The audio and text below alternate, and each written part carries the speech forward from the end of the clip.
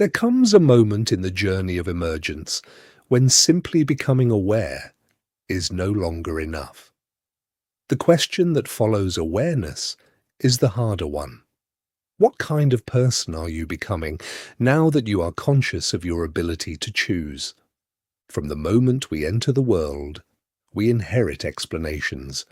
Before we can question anything, we are already shaped by family, by culture, by institution, by repetition. These are not conspiracies. They are simply the water we swim in, and most of us swim our entire lives without ever noticing the water. Then something happens, a contradiction, an experience that doesn't fit the explanation, a question that won't go away. And in that space between the old explanation and the new reality, there is a gap. That gap is where emergence begins. The conditioned response is no longer the only response available. For the first time, there is a choice, not just what to do, but who to be while doing it. Awareness has created possibility, but possibility raises a question. What kind of person is doing the choosing? Freedom by itself cannot answer that question. This is where character becomes essential. Character is not personality. It is not temperament. It is not how you feel. Character is what you do, consistently, when it is difficult. It is the pattern of choices made over time that defines not just what you do, but who you are. So the question becomes practical, not philosophical, practical. What do you actually do with the freedom that awareness gives you? How do you treat the people around you?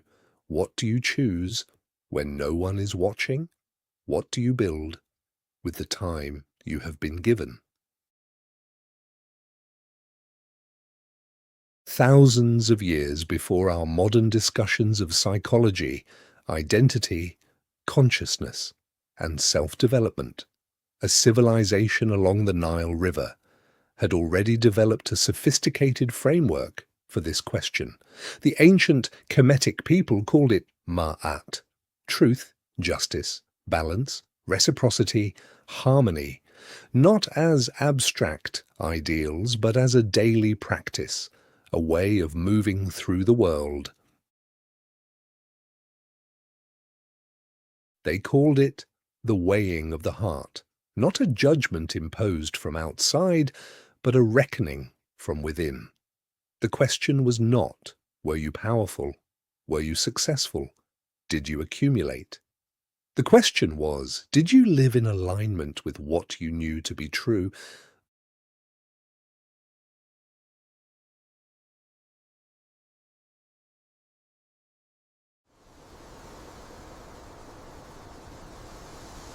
But awareness can be misused.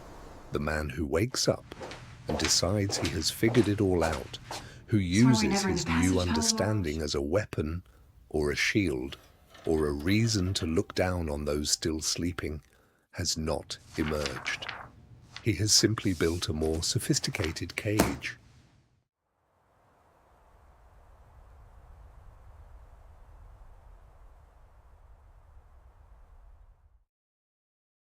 Awareness on its own is not enough. It must be tested in the ordinary moments, in the conversations you could have avoided, in the choices no one else will ever see. This is where character is either built or abandoned, not in the dramatic moments, in the quiet ones. So the question is no longer simply, are you awake? Now that you are awake, what will you do with your freedom? What kind of person will you become because of it?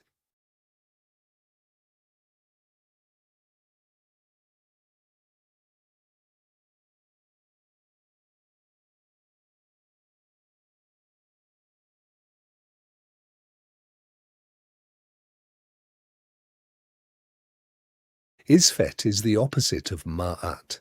It is the force of disorder, the lie told to avoid accountability, the harm done and left unacknowledged. Where Ma'at asks what your heart weighs, Isfet is what happens when we stop asking.